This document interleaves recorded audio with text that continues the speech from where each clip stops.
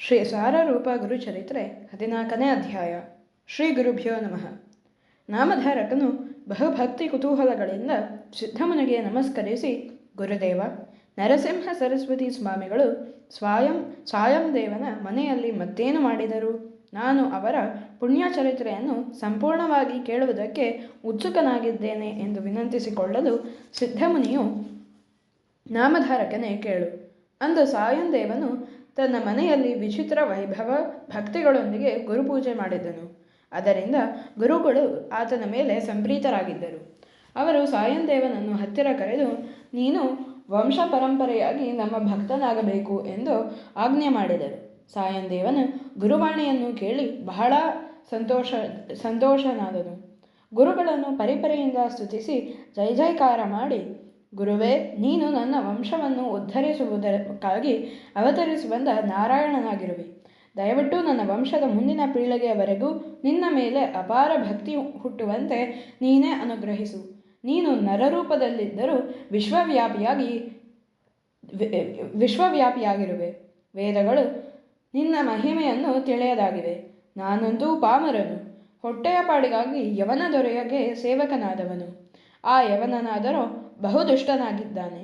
ಆತನು ಪ್ರತಿ ವರ್ಷ ಒಬ್ಬ ಬ್ರಾಹ್ಮಣನನ್ನು ಯಾವುದಾದರೊಂದು ಕುಂಟು ನೆಪ ಮುಂದೆ ಮಾಡಿ ಕೊಲ್ಲಿಸಿಬಿಡುತ್ತಾನೆ. ಇದು ಅವನಿಗೊಂದು ಚಟವಾಗಿದೆ. ಈಗ ಆ ದುಷ್ಟನು ನನ್ನನ್ನು ಕರೆತರಬೇಕೆಂದು ತನ್ನ ಸೇವಕರ ಸಂಗಡ ಪತ್ರ ಕೊಟ್ಟು ಕಳಿಸಿದ್ದಾನೆ. ಬಹುಶಃ ಆತನು ಈ ಸಲ ನನ್ನನ್ನು ಕೊಲ್ಲಿಸಬಹುದೆಂಬ ಸಂಶಯ ನನಗಿದೆ. ಏನಾದರಾಗಲಿ, ಅಂತ್ಯಕಾಲದಲ್ಲಿ ನಾರಾಯಣ ಸ್ವರೂಪಿಯಾದ ನಿನ್ನ ದರ್ಶನವಾಯಿತೆಂದ ಮೇಲೆ ಇನ್ನು ನಾನು ಸಾಯುವುದಕ್ಕೂ ಅಂಜುವುದಿಲ್ಲ. ಒಟ್ಟಾರೆ ನನ್ನ ವಂಶದವರ ಮೇಲೆ ಸದಾ ನಿನ್ನ ಕೃಪಾದೃಷ್ಟಿ ಇರಲಿ ಎಂದು ನುಡಿಯುತ್ತಾ ಸಾಷ್ಟಾಂಗ ನಮಸ್ಕಾರ ಮಾಡಿದನು. ಗುರುಗಳು ಆತನನ್ನು ಪ್ರೀತಿಯಿಂದ ಮೈದಡವಿ ಮೇಲೆಬ್ಬಿಸಿದರು ಮತ್ತು ಆತನ ತಲೆಯ ಮೇಲೆ ವರದ ಹಸ್ತವನ್ನಿಟ್ಟು, ಸಾಯಂ ದೇವ, ನೀನೇನೂ ಚಿಂತಿಸಬೇಡ. ನೀನು ಧೈರ್ಯವಾಗಿ ಹೋಗಿ ಆ ಯವನನನ್ನು ಭೇಟಿಯಾಗು. ನಿನ್ನ ರಕ್ಷಣೆ ಭಾರ ನಮಗಿರಲಿ. ಆ ಯವನನು ನಿನ್ನನ್ನು ತಾನಾಗಿಯೇ ನಮ್ಮ ಕಡೆಗೆ ಕಳಿಸಿಕೊಡುತ್ತಾನೆ. ಧೈರ್ಯವಾಗಿ ಹೋಗು. ನೀನು ತಿರುಗಿ ಬರುವವರೆಗೂ ನಾವು ನಿಮ್ಮ ಮನೆಯಲ್ಲಿಯೇ ಇರುತ್ತೇವೆ ಎಂದು ಆಶೀರ್ವದಿಸಿ ಕಳಿಸಿದರು. ಸಾಯಂ ದೇವನು ಗುರುವಾಜ್ಞೆಯಂತೆ ಹೋಗಿ ಯವನ ದೊರೆಯನ್ನು ಭೇಟಿಯಾದನು. ಯವನರಾಜನು ಸಾಯಂ ದೇವನನ್ನು ನೋಡಿದೊಡನೆಯೇ ಕಿಡಿಕಿಡಿಯಾದನು. ಹಲ್ಲು ಕಡಿಯುತ್ತಾ ಎದ್ದು ತನ್ನ ಮನೆಯ ಒಳಗಡೆ ಹೋದನು. ಮುಂದೇನಾಗುವುದು ಎಂಬ ಭಯದಿಂದ ಸಾಯಂ ದೇವನು ಮನಸ್ಸಿನಲ್ಲಿಯೇ ಗುರುನಾಮ ಸ್ಮರಣೆ ಮಾಡತೊಡಗಿದನು.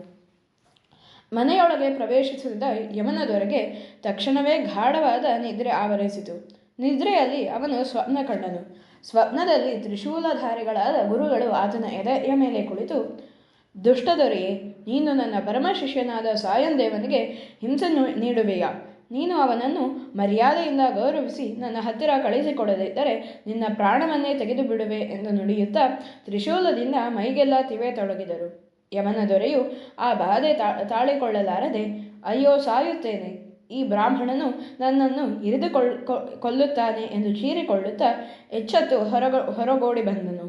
ಹಾಗೂ ಸಾಯಂ ದೇವನ ಕಾಲುಗಳ ಮೇಲೆ ಬಿದ್ದು ಹೊರಳಾಡುತ್ತಾ, ಪುಣ್ಯಾತ್ಮ, ನೀನು ಬೇಗ ಇಲ್ಲಿಂದ ಹೊರಟು ನಿನ್ನ ಗುರುಗಳು ಇದ್ದಲ್ಲಿಗೆ ಹೋಗು. ನಾನು ಆ ಹೊಡೆತಗಳನ್ನು ತಾಳಿಕೊಳ್ಳಲಾರೆ. ಇದೋ ಈ ಉಡುಗೊರೆಗಳನ್ನು ತೆಗೆದುಕೊಂಡು ಹೋಗು. ಬೇಗ ಇಲ್ಲಿಂದ ಹೊರಟು ಹೋಗು ಎಂದು ನುಡಿದು ಆತನಿಗೆ ವಸ್ತ್ರಾಭರಣಗಳನ್ನು ನೀಡಿ ಕಳಿಸಿದನು. ವಿಸ್ಮಯಗೊಂಡ ಸಾಯಂ ದೇವನು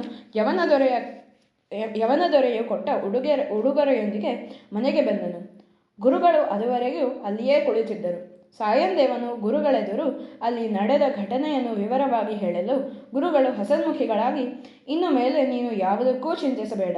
ನಿನ್ನ ಮೇಲೆ ನಮ್ಮ ಸಂಪೂರ್ಣ ಅನುಗ್ರಹವಿದೆ ಎಂದು ಆತನ ತಲೆಯ ಮೇಲೆ ಮತ್ತೊಮ್ಮೆ ವರದ ಹಸ್ತವನ್ನಿಟ್ಟರು. ಮತ್ತು ನಾವಿನ್ನು ದಕ್ಷಿಣ ದೇಶದ ಯಾತ್ರೆಗೆ ಹೊರಡುತ್ತೇವೆ ಎನ್ನುತ್ತಾ ಮೇಲೆದ್ದರು. ಸಾಯಂ ದೇವನು ತಾನೂ ಗುರುಗಳೊಂದಿಗೆ ತೀರ್ಥಾಟನೆಗೆ ಹೊರಡುವೆನೆಂದನು. ಆದರೆ ಗುರುಗಳು ಅದಕ್ಕೆ ಸಮ್ಮತಿಸಲಿಲ್ಲ. ಸಾಯಂ ದೇವ, ನಿನಗಿನ್ನೂ ಯವನ ದೊರೆಯಿಂದ ಯಾವ ತೊಂದರೆಯೂ ಬರಲಾರದು. ನೀನಿಲ್ಲಿ ನಿಶ್ಚಿಂತೆಯಿಂದ ಕಾಲ ಕಳೆ. ಇನ್ನು 15 ವರ್ಷಗಳ ಮೇಲೆ ನಾವು ನಿನಗೆ ಪುನರ್ದರ್ಶನ ನೀಡುತ್ತೇವೆ. ನಾವು ನಿಮ್ಮ ಕಡಗಂಜಿ ಗ್ರಾಮಕ್ಕೆ ಸಮೀಪದಲ್ಲಿಯೇ ವಾಸವಾಗುತ್ತೇವೆ. ಆಗ ನೀನು ನಿನ್ನ ಮನೆ ಮಂದಿಯನ್ನೆಲ್ಲ ಕರೆದುಕೊಂಡು ನಮ್ಮ ಬಳಿಗೆ ಬಂದು ನಮ್ಮ ಸೇವೆ ಮಾಡುವಿಯಂತೆ ಎಂದು ಸಮಾಧಾನ ಹೇಳಿ ವಾಸರ ಬ್ರಹ್ಮಕ್ಷೇತ್ರದಿಂದ ಹೊರಟು ವೈಜನಾಥ ಕ್ಷೇತ್ರಕ್ಕೆ ಬಂದರು ಮತ್ತು ಅಲ್ಲಿ ಕೆಲವು ಕಾಲ ಗುಪ್ತರಾಗಿಯೇ ಉಳಿದು ಬಿಟ್ಟರೆಂದು ಸಿದ್ಧಮುನಿಯು ಹೇಳಿದನೆಂಬಲಿಗೆ ಸಾರರೂಪ ಶ್ರೀ ಗುರುಚರಿತ್ರೆಯ 14ನೇ ಅಧ್ಯಾಯವು ಮುಕ್ತಾಯವಾಯಿತು.